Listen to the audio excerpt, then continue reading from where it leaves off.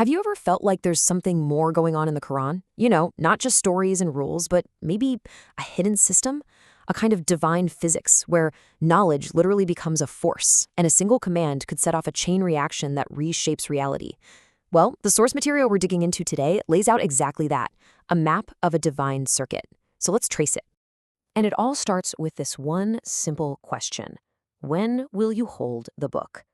But this isn't just asking when you're going to get around to reading. No, this is a challenge. It's framing this entire system as a personal activation, just waiting for you to flip the switch. And here it is. This is the activation code. The command given to Yaḥyā is presented as the ignition key for the whole thing. This isn't just the start of a story. It's the moment we turn the key and the engine roars to life. This is our way into the circuit. See, taking the book with strength is way more than just reading with conviction. It's an act that's said to open up an operational space, what the source calls the L field. And this is where the magic happens. This is the field where the pure potential of knowledge actually transforms into tangible force, creating real physical structure in the world. So how does this structure actually get built? Well, it happens in 4 clear stages. First, you've got to clear the field of any junk. Then you stabilize the system. After that, you align this vertical axis. And finally, you complete the circuit by building a network. Let's walk through it. So, step 1, clearing the field. First, you have to know what you're clearing out. And the term for that is Ṭāghūt. This is any system of corruption, of false authority, any kind of cosmic static that's messing with the signal. You can think of it like clearing out all the old faulty wiring before you can run a pure, powerful current through. And listen, this clearing process isn't exactly gentle. The source points to some pretty dramatic events in the Quran, like the entire community of Lut being flipped upside down, or the striking forces against the companions of the elephant. This is a hard reset, a necessary, powerful inversion to completely tear out a corrupt foundation. Okay, now how the system gets stable is absolutely fascinating. It does it by balancing 2 forces that look like total opposites. On one side, you've got this immense inward pressure. Think of Yūnus remembering God in the belly of the fish, in the depths of the sea, in the dark of night. Total internal focus. On the other side, you've got the complete outward upheaval of Lut's society. The circuit finds its balance point, right between internal stillness and external collapse. And when these 2 forces, internal remembrance and external chaos, converge, they create a perfect state of equilibrium. And this is known as the Mīzān, or the divine balance. Now the system is perfectly centered, ready for the next piece of construction. With the Mīzān set, the system locks in its vertical axis. And it does this with 2 core signs, or anchors. Down here, at the bottom, we have the Earth-level sign, the story from the Quran where a man literally watches life get reconstructed from death right before his eyes. And up top, we have the elevated sign, representing a kind of divine continuity from above. Together, they create this perfect symmetry between heaven and earth. Now, that Earth-level sign is the absolute key. The source calls this the Zayd-phase, and it's super important to get this. It's not talking about a person named Zayd. It's a function, a job. It's the living, breathing proof that the system works. It's the state of being a witness to that reconstruction, and it's what anchors the entire circuit to reality. Honestly, think of it like the ground wire in a high-powered electrical system. It makes the whole thing safe and effective.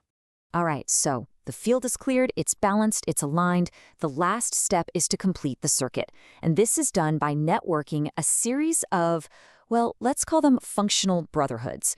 The source specifically points to these pairings, Ibrāhīm and Lut, Mūsā and Hārūn, and Muḥammad and Zayd. So what links these pairs together? This is the big reveal. It is absolutely not biology or bloodlines. It's shared knowledge, what's called ilm. The Ark of Noah is presented as the ultimate proof of this. Who was saved on the Ark? It was determined by knowledge and faith, right? Not by family ties.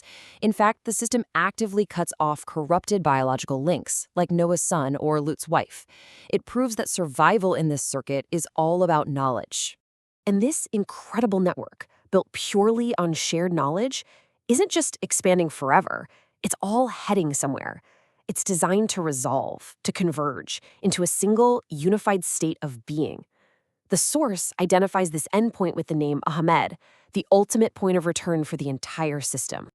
So after mapping out this incredibly complex circuit, what's the actual engine that keeps it running? It boils down to two beautifully simple commands. First, the one that started it all, hold the book with strength.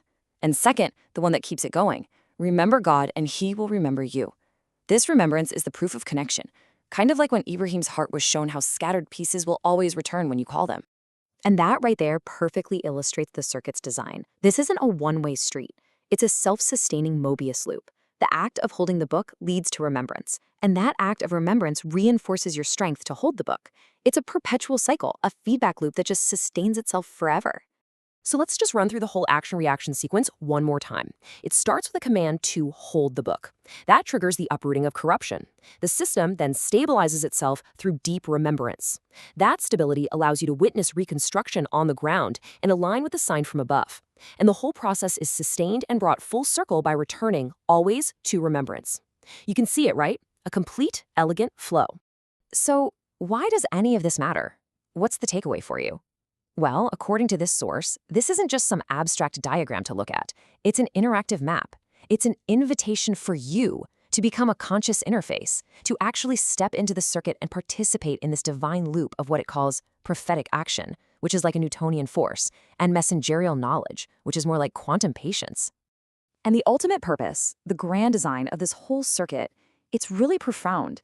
The source calls it a mortal engine, a self-referential system that is designed to harvest the most precious things that biological life can produce: intelligence, love, and memory. And at the end of this process is a kind of filtration, where only the purified informational residue, what's called turab, is able to return to the divine source. So that whole concept of a mortal engine leaves us with this final mind-bending question. Are we just looking at a map of divine physics, a guide to how things work, or is this describing something much bigger? A cosmic engine, where life itself is a process of refinement, designed to return us to our source, not as we are, but as pure, incorruptible information. Something to think about.